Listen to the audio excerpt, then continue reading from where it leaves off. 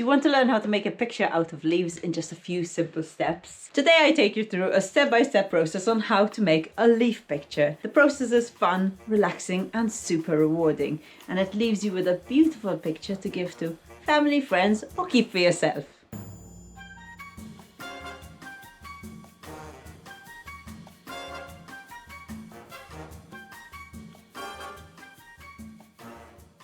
This is a leaf and flower press, homemade by my partner, but you don't need much. When I first got started, I used to pick leaves and flowers and stick them in books and put heavy books on top of them. But this is just a simpler way of doing it. Everyone needs time in nature, so step one is a very relaxing process, going around your neighborhood or gardens around you and collecting leaves and flowers that you think would look beautiful in a picture. I try to stay away from really thin petals and thick leaves because they don't press well, and when they're really thick, it's really hard to make a picture from them.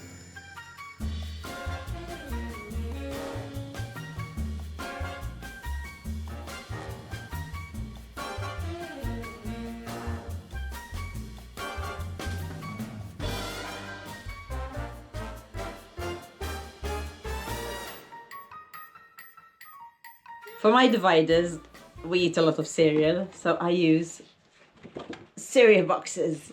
I use my art as a way to express myself, but also as a way to relax and unwind. Once you collect your leaves and flowers, and I suggest when you collect them, it's a very dry day and your leaves and petals are really dry, otherwise they will mold in whatever you're going to put them in. And then I place them in the press, cover them and add another layer. If you're putting them in books, it's the same thing. Just put them in between pages of your books and then add a stack of really heavy books on top of them. It is not an ideal way of pressing leaves just because it takes up a lot of your books. It might stain the pages, but it'll do if you have nothing else. You can also buy flower presses online and they're not too expensive. But this one my partner made me was really easy to make. He got 2 blocks of wood, made 4 holes, bought whatever these thingamajiggers are, put them through another piece of wood, 4 on top, with holes in the exact same place, and then some washers, and these butterfly thingamajiggies too, and you close them. And every day I tighten them and tighten them and tighten them, because every day your leaves are getting more pressed, you'll need to tighten it a little bit more every single day, until you're unable to tighten it anymore, and then I just leave them for 6 weeks, and that's probably more than I should, but they're ready by then, and then I can take them out and use them. These still have another 2 weeks to go, even though they're looking pretty good. When you first start, it's going to seem like a long wait, but if you keep doing this on a regular basis and start adding to your leaf and petal collection, it will be a lot of fun when it comes to making your picture because you have a lot of choice. What I like to do is once I get them out of the leaf press, I sort them out I color code them, so then it's easier to find the colors I need when I start my picture. And because I love animals, most of my pictures are animals. Right now I'm doing this farm animals series and I have a cat, our cat Timmy, a pig and a rooster. And once I'm done with my leaf pictures, I scan them and I've been putting them on mugs. Right now I have a set of 3 mugs available and I think they really look fun. And I can't wait to have the set of 6. So now you have leaves and petals pressed. What next? Think of something exciting or fun to draw. And what I like to do is I open all the boxes in front of me so I can imagine what the picture is going to look like, imagine what colors I want in the picture. This rooster that I have chosen to do, I've decided to do a gradual color change from his tail to his beak. And after going through many options, I decided on the colors I think I'm going to be happy with. What I like to do first, I put them down in the order I think I'm going to work with them without putting the glue to get an idea on what it's going to look like. Sometimes I'm not happy with the colors or how they're looking. They might be looking too boring. So I scrap it, and that is the reason why it's better not to use glue first, and choose another set of colors that I'm happier with.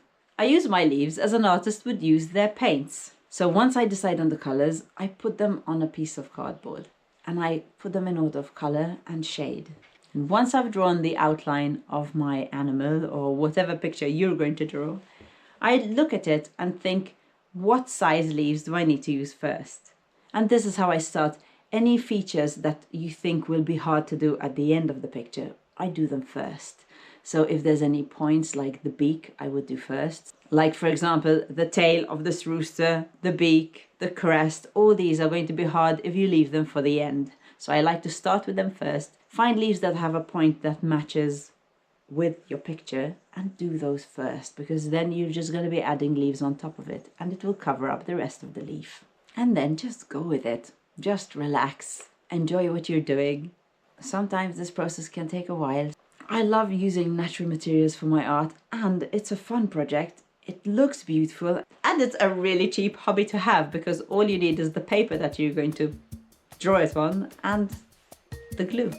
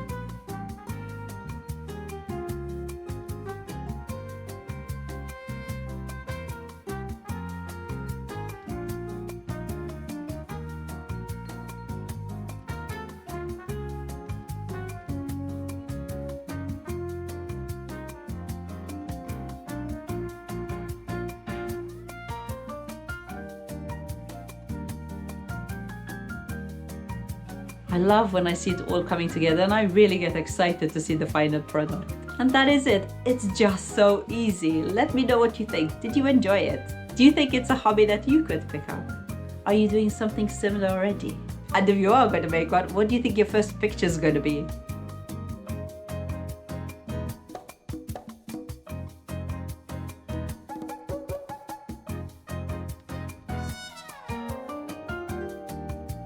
That is it from me. I really hope you enjoyed this video, and if you did, give me a nice thumbs up and subscribe so you can be a part of my YouTube family.